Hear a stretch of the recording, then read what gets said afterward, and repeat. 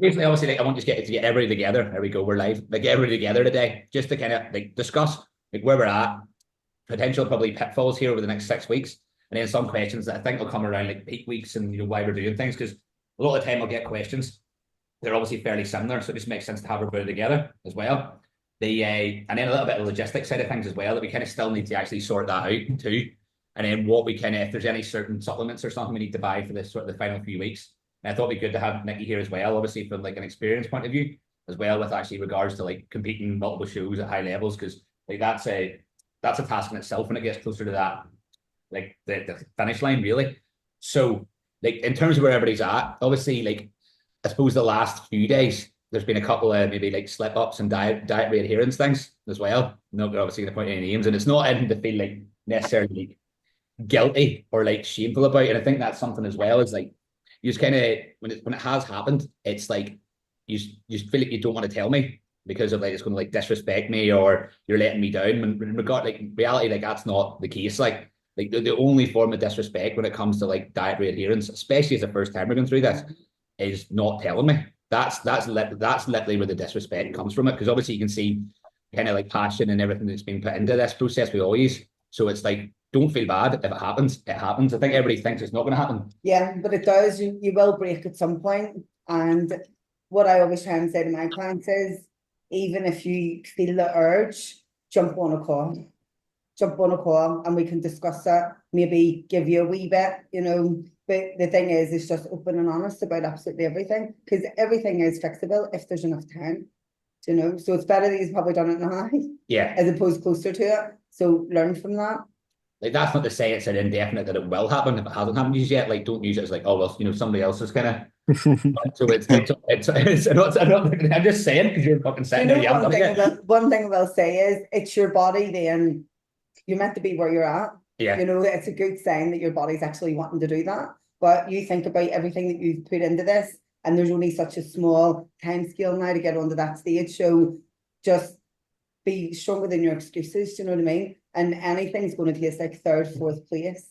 All right. It's not worth it. Because I think obviously the ones that had happened to, there was like an element of like guilt attached with it as well. Do you know what I mean? And that's nearly as hard to take. And I think one of the things was like about, you know, when you're going towards that stage, all you can do, like we don't know who's going to show up in the day. You're going to get first, second, third, fifth, whatever. But it's like knowing that you kind of done everything you can. But it's not to say, like, as I say, like dietary adherence problems don't happen. I think anybody that's prepped have had like some dietary adherence problems, because it is very hard.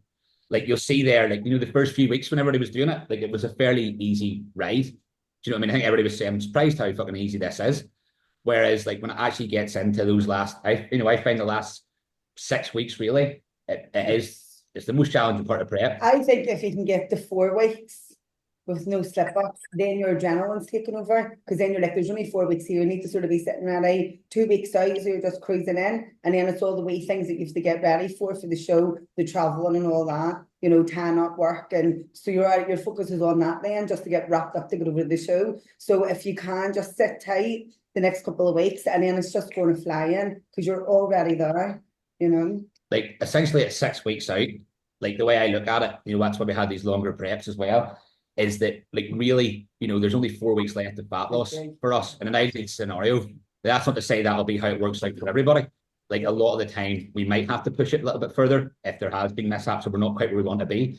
But like reality wise, we want to be sitting ready at 2 weeks out from these shows, so we can start to reverse that body out of a diet. Because you'll see there, like when we give you refeeds, or, you know, you've given yourself refeeds maybe, everyone's sort of commented that the physique looks better. And it absolutely will, because that's how like we reverse out of a show. So like a stressed, tired physique is not going to look its best. And especially with like some of the shorter preps that is in Catherine as well. Like that's the challenge of it, is because we need to push the boat to get into condition. But the reality of being able to actually have the time to reverse out of that prep is probably not going to be the scenario as well with it, because we need to be pushing fat loss quite aggressively that whole way through. But like for us, for the majority of the guys in here, it's going to be a thing of like, right, 4 weeks left, and then we can start to pull that back a little bit. Okay. Can I just add as well that this is your first time, so the next time is going to be completely different, because your physique's going to be even different, your calories going to be different, how you feel about it's going to be different, you know. So this essentially will be, we're going to do this, but the next time is going to be even harder. So if you're wanting to go into that mindset, you have to lock that in now. All right. Because the first time is a bit of crack because you really don't know what's happening. And then the second time you're like, no, I've got this. But the first time you do make all these mistakes, and everyone is a learning curve, no matter at what level. Like I learned so much even getting into a pro show there. It was completely different coaches as well. But one thing I will say is that even when you stay with Neil this long, it's going to be the next time that you're going to get even better because he's going to know your body. He's going to know how you cope under pressure, you know, going into shows, dealing with stress, how your body looks under stress, what you're willing to do, what you're not willing to do, you know, so. And that's very true. Like this is like your measuring stick, really, across like what's going to be the next few years. Like a lot of you guys have potentially even to go like into the pro ranks as well. So it's like, this is really our measuring stick of where we're at. And the thing is, once you set that standard, now it's like you always have this thing of like you'll want to beat that standard, and you probably have the ability to dig that little bit deeper as well. You know, as a coach, obviously, I then know your physiques, know your body, know your psychology side of things. You know what is making you tick, what is potentially making you break as well, and we have that data there, and that's even the same actually with the peaks. So that's what we'll talk a little bit about as well. Is with these peaks, it's like even on the Olympia stage, the top get like, but with Mr. Olympia gets pulled apart. Actually being your absolute 100% best on show day is very hard, isn't it? You'll attest to there. Yeah, it's as well, but you have to be open to the criticism. It's not negative, all right? We're all here to be fatigued. This is what we're doing for, to be the best. So no matter what happens on the day, the judges are always right. You just have to take it on the chin and say, right, this is what it is, and this is what we're going to work on. Because we all have weaknesses as well. You know, so you just need to have a real strong mindset and a healthy mindset around food, even coming out of this as well, because you have to treat the reverse just like your prep. It is so important, or else you're just going to give you more work. You're going to feel worse, you know, and you're going to spend more time then correcting hormones and trying to get your body back into tune instead of working actually gaining, you know, for the next stage of it. Yeah, I think it makes a couple of points there that I want to sort of touch on. So like with the back-to-back shows for a lot of people as well, like we should be able to refine that peaking process through every show. Like that's why, like especially as a first timer, you know, doing multiple shows is quite ideal, really. And that's what I was saying to Catherine as well, is because yes, it's one experience of stage, but you'll find the more you do, obviously as a coach, you know, I get better at coaching that through. Like we're kind of hopefully, given if we have 2 weeks to kind of practice peaking a little bit as well, you know, that's invaluable data. But that body changes every single time we go into a show. Because if you think, like, say we have a show there on the Sunday, we have a show. All right, Anna. Sorry. And we have a show the following Sunday, then like that body's already been filled. It's no longer a tired, fatigued physique. So that peak will look different every single time. And this is where like the check-ins, there's Ellis, big yawn, and I'm used to that. Like every fucking check-in, these check-ins, I know I'm on you about the check-ins. Obviously, like I hold myself to an incredibly high standard when it comes to the feedback and getting back to you very quickly.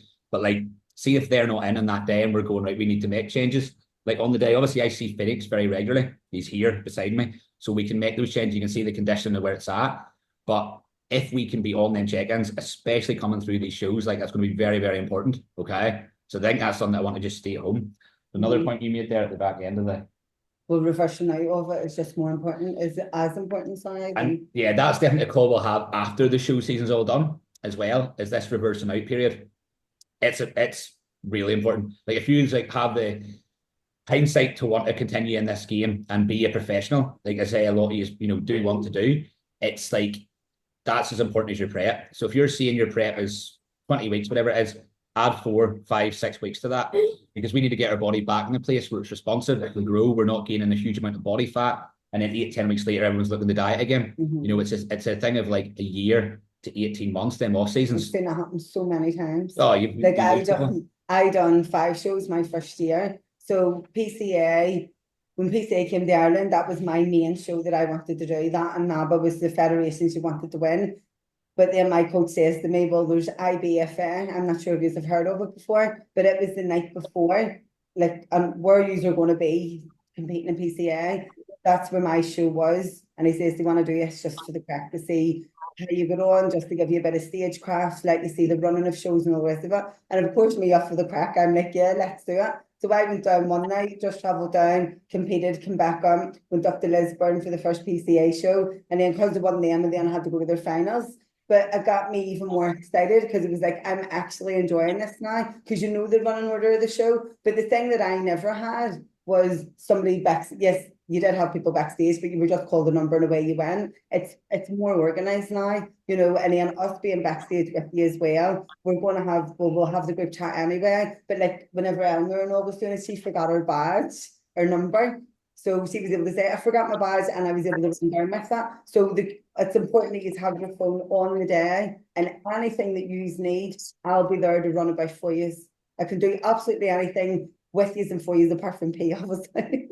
But anything, I will be there. So you will have all that support, which I didn't. And I think that's why we're so passionate about wanting to give back and create that community, you know, every part of the journey as well. So don't be scared to put something in the group, okay? Yeah, like I think it's important now to talk in that group. Like now you'll find, you know, hopefully you don't go to any other coaches, but you'll find if you do, this isn't a plug, but like the environment's very, very different. Very different, you know. I think having that environment where it's like I found last year with the ones as well, is creating something like that. It's very helpful if you bounce ideas like off each other, and there's an ear to listen to as well. So like, don't be afraid to use that group a little bit more now going forward as well. Like that's what it's there for. Like obviously, yes, I'm there to answer your questions, but at the same time, when somebody else is in it with you, sometimes that can be helpful too.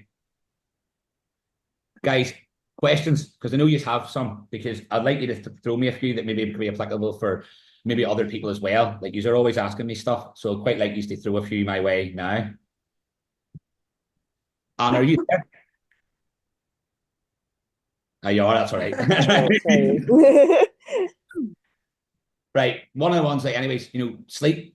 Now, who's finding sleep more challenging at this minute in time? Me.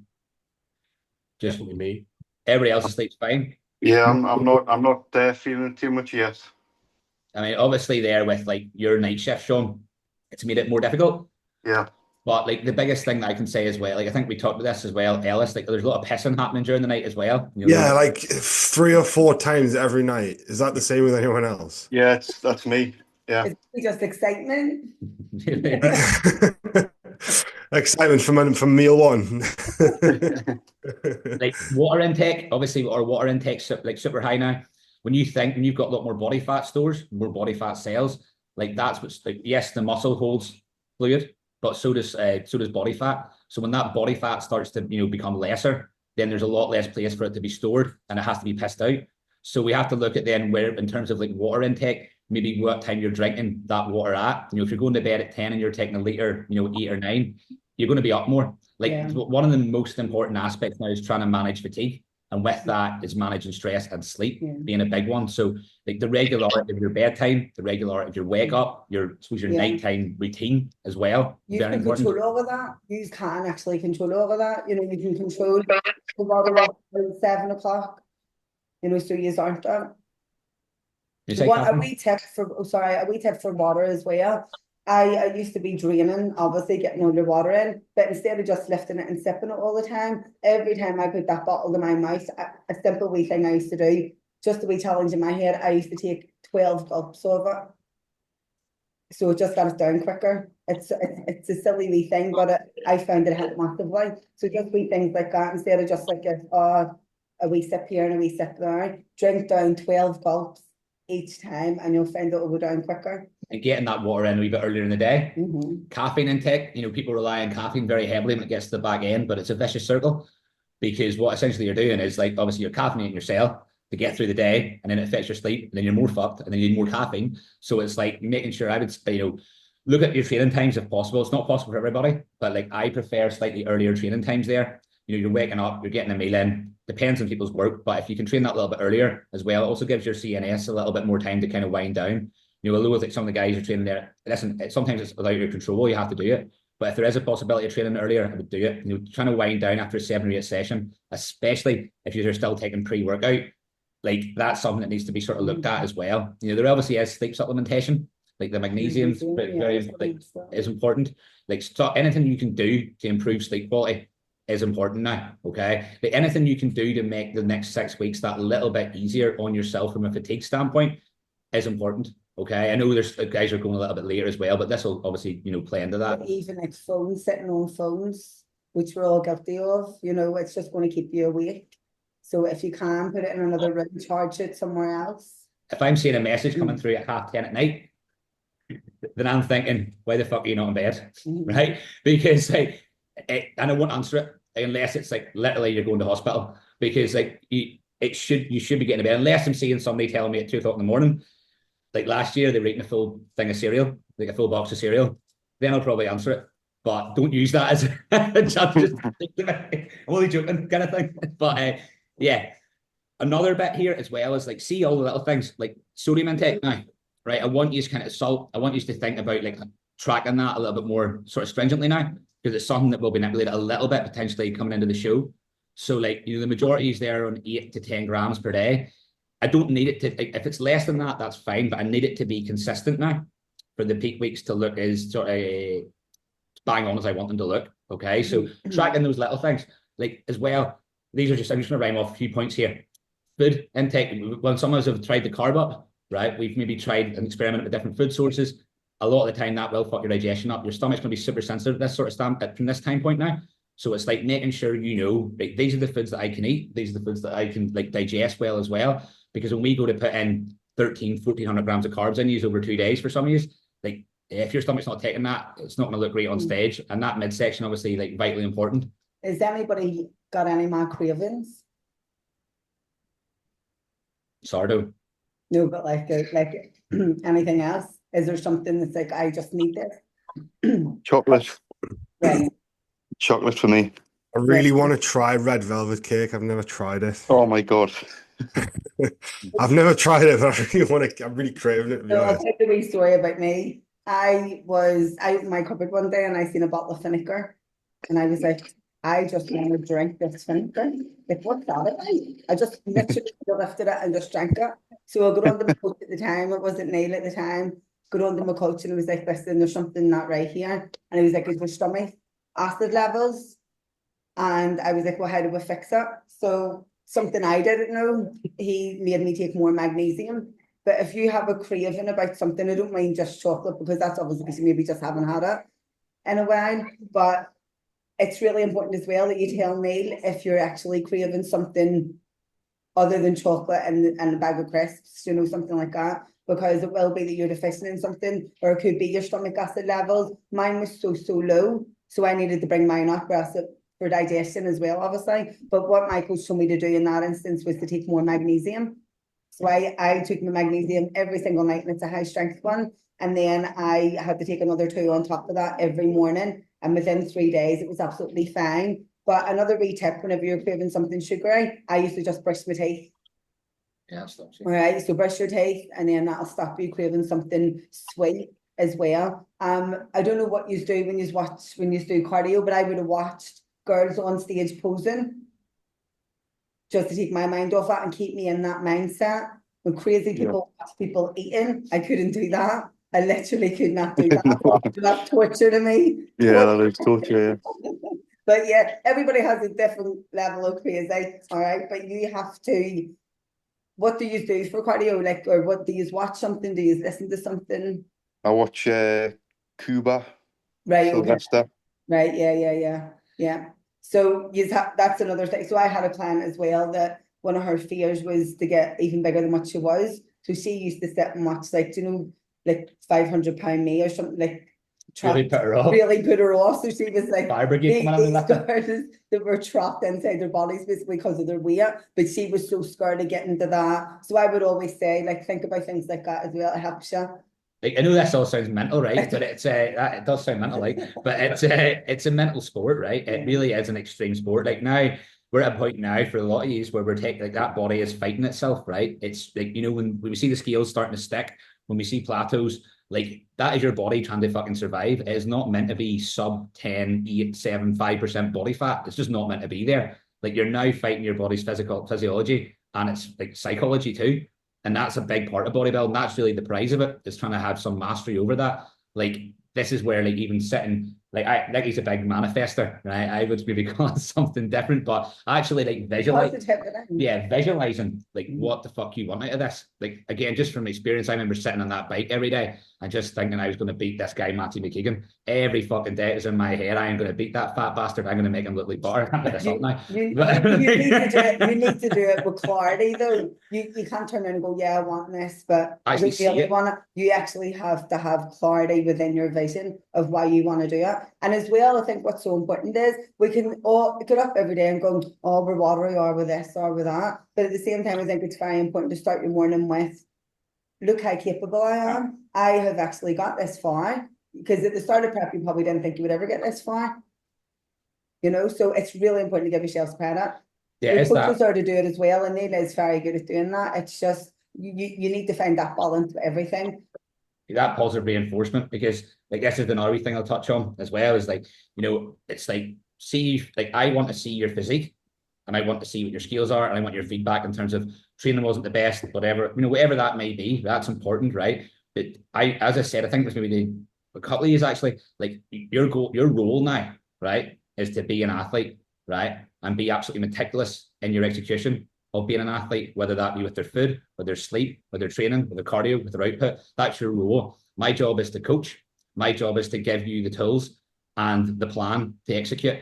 And if we both work very well in tandem, like that process will be inevitably a phenomenal result, right? But if one of those parts break down, that's when the whole thing goes to shit, right? So that communication is important in terms of in terms of feedback on it. Like, I mean this in such a nice way, right? It's like, I don't need to know about your dog.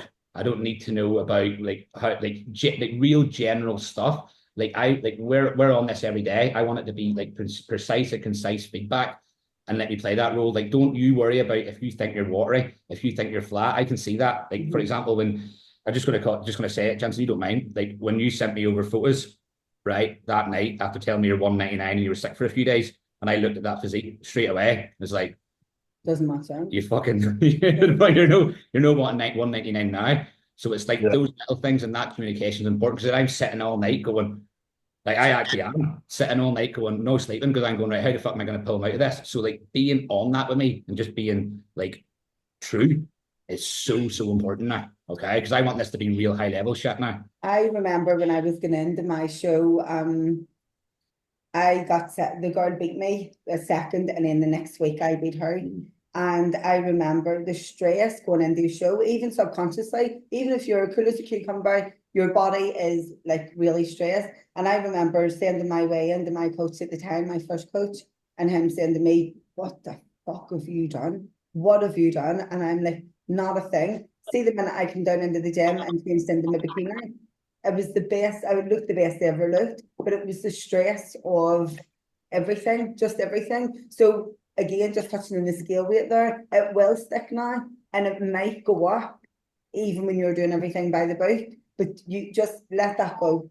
Just let that go. As long as you know, me and Neil at the start, before we'd only just started to get to know each other, and he's like, we had this attitude. He had the attitude of, we're going to win, I'm going to win. And I was like, well, I literally don't have that. I want to be standing on that stage regardless of the placing, because you can't control on the day. They could be looking for condition, they could be looking a bit softer, you know, they could be looking bigger, smaller, it doesn't matter. But you just always have to respect the judge's decision regardless. And I just always want to be standing on that stage knowing that I was open and honest with my coach, no matter what that looked like. And then it just meant that we've done everything, absolutely everything by the book.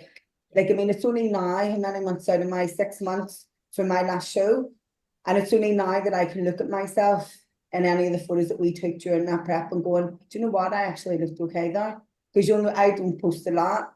Neil makes me post, which is a good thing. But it's only now 6 months out of the back end of that show that and we sit and laugh, because he goes, you cracked up back there, you say you've been moderate. There was lines everywhere, you know. And that's what Neil was saying, like, it's a real mental game. Even off season, prepping, the in between, the transitions, you know. It's a 24/7 thing, like, and it's like, it's only after the fact you'll appreciate that maybe the condition and the process and the journey you went through.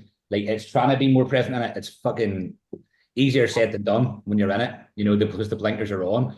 But it's like trying to, especially around the show days, like that's why we have these weekends and why I try and get all the Airbnb sorted. Because I know from my personal experience, again, not really having that. Yeah. Like, see, when I like, there's some of the best weekends you'll have. Like when everybody's in the house together, they're all sitting there that night. You're ready to go in the morning. Like it's exciting. Like, so be present. And as I say, like I've got a videographer in the Ireland show, so some years will be able to like actually look back on and remember your first show when you're at the Olympia level. You can tag me in that too.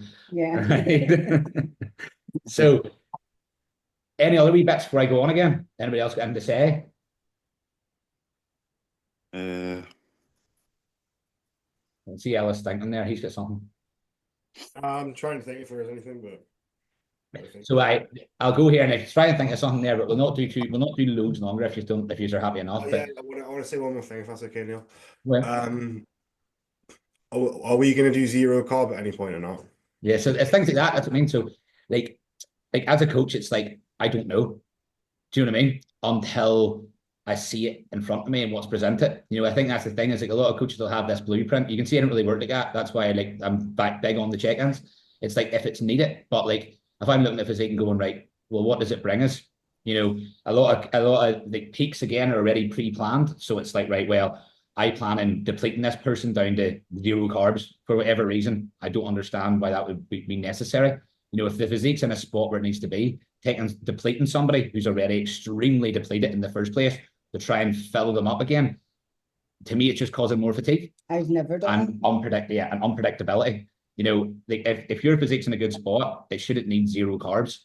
Like what that does is it flattens us out. We lose training performance in these last 6 weeks, and then we also like lose muscle tissue at that point too. So there'll be no need really for 0 carbs. That's not to say the carbs won't come down. The carbs is a variable that we can play with. You know, you'll see maybe for some years when the calories are lower, your protein intake drops a little bit. That's really not what we want to do, but it's just sometimes what we need to do.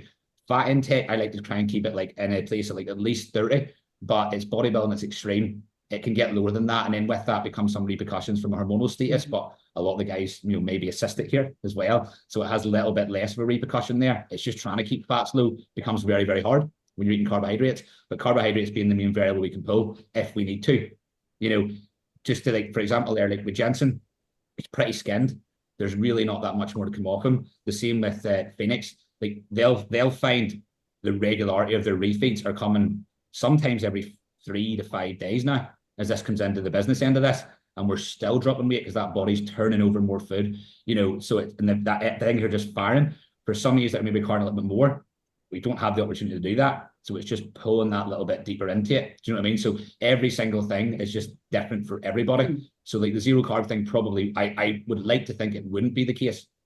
One thing I did notice about, you know, your clients, to get ahead very quickly. And that's another, that just depends on what way your body responds as well. So this is why me and Neil have dealt with like quite a few coaches, high-end coach, whatever, and they do have this thing, this is the way it's going to be.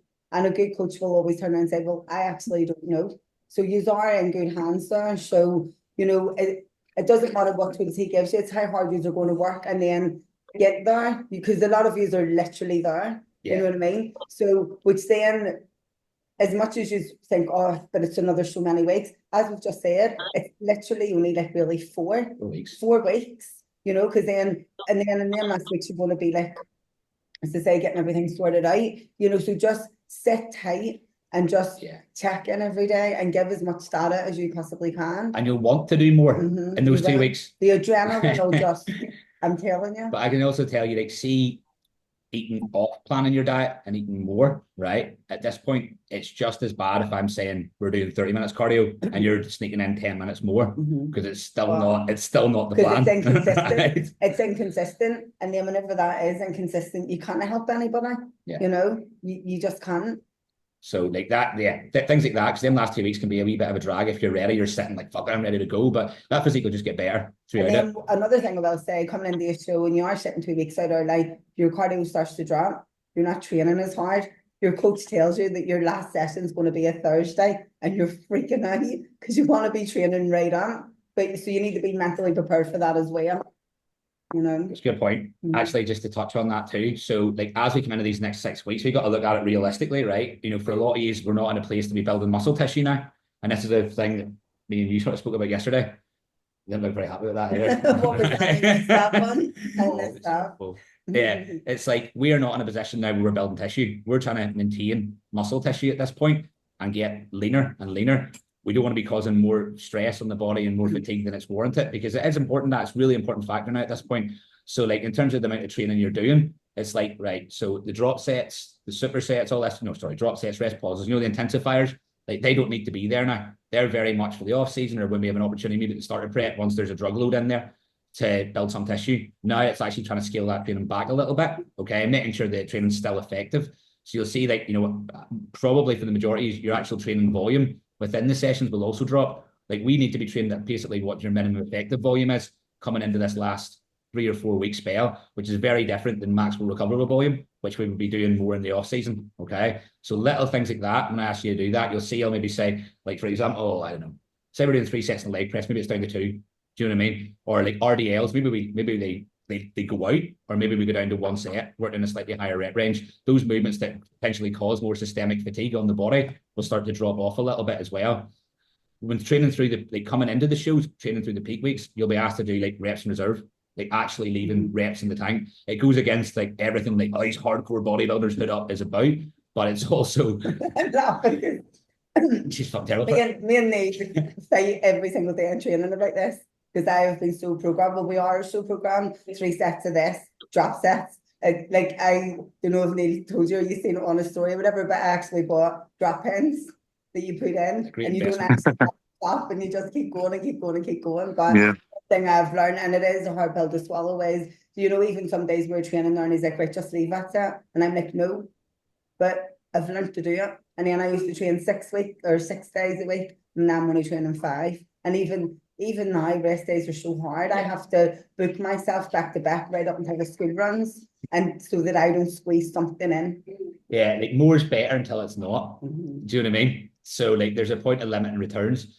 So as I say, within peak weeks, like reps in reserve, like for example, just to give you an example of how like a training peak week might look, because you'll just get this fired over to you. And honestly, like the majority of us will probably be like, right, go with it yourself, but this is the kind of like the framework for it. Do you know what I mean?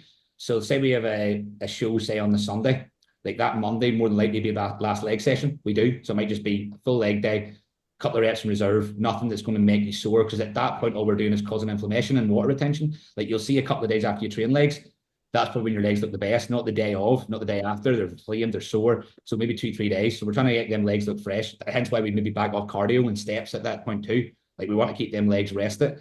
You might have a push day and a pull day, and then say the Thursday's a rest day, and then Friday we do like a very light upper body day, because at that point, more than likely we'll be carb loading. So we're trying to push a little bit of carbohydrate and glycogen into that muscle.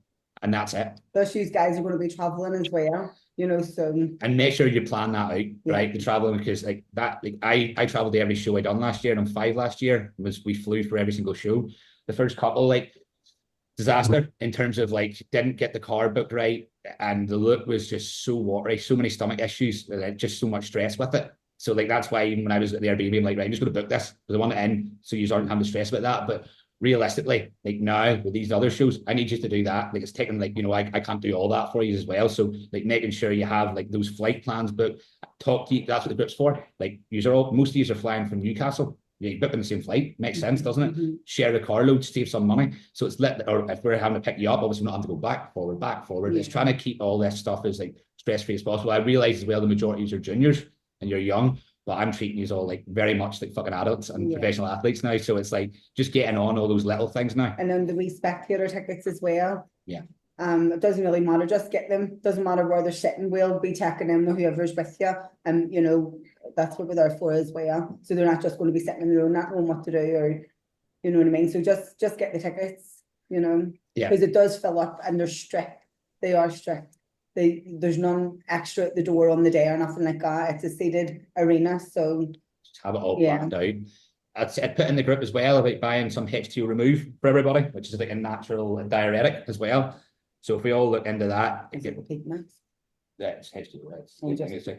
H2O remove. H2O remove. Same sort of idea. Like ideally the H2O remove, because I've used that a little bit more. Okay. I think I spoke to a couple of lads there about potential pharmaceutical diuretics to try and get as well. Okay.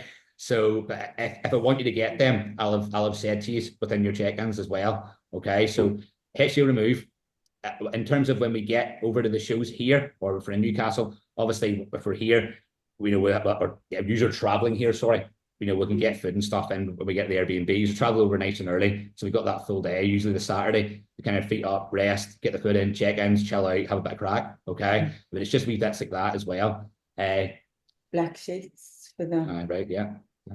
just for the Airbnb, because you will be charged. Obviously, these are going to be tanned. So I'm sure I need to say it to you anyway, but big bag, well, you're going to be wearing his hoodie anyway. And then if you didn't know, you know now.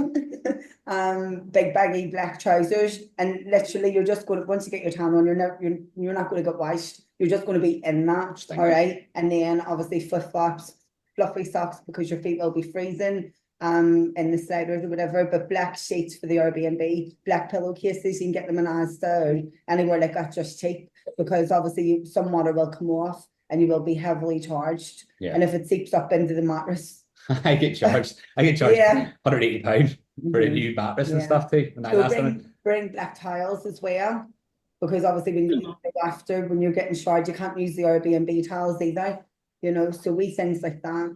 So that's all little bits that really go into it. It's a Yeah. good point, that. Any other questions before we start to wrap up a wee bit? I had a bunch this morning. No. Use the group if there's anything, because we've threw a lot at you there. So use the group if you think. Yeah. Yeah. So these last few weeks, just about digging the heels in now, like really, this is like what separates competitors from like champions. Do you know what I mean? When it comes to, that can sound very cliched and cheesy, but like the reason you don't see people on stage peeled out of their mind, as I can attest to, is because they don't have the mentality in those last few weeks when times are tough. It's very easy at the start when everyone's going smooth. Oh, I feel good. I've a few abs showing. I've got plenty of food in there. Everyone's giving you the affirmation. Like that's easy. Like no champions are created at that time. You're not going to bring anybody can do that. It's the difference is when it fucking gets rough and it gets a wee bit tough in there, is like actually digging the heels in and knowing your mentality and everything. Just one more thing before we go. Posing, is everybody confident? Yeah. Yeah. Yeah.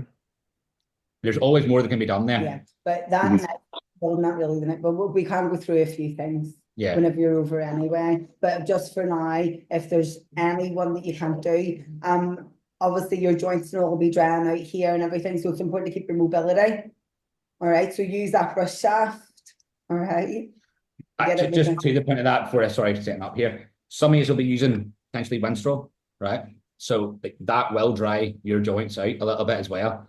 Okay, so that's why I want you to be like kind of very, very cautious as we approach like how we approach the training during the peak weeks as well. Okay, because like those little things, like you'll start to see these niggles occur, and you don't want any joint issues like or injuries for that matter at all. Like 2 or 3 weeks out, you'll be in trouble. When are you all finishing up with work? Like give yourselves the time scale a couple of days before you travel or anything? Yes, we'll probably come round, sure. See you. I'll see you all later. Later. I'm working all day. Oh, well, yeah.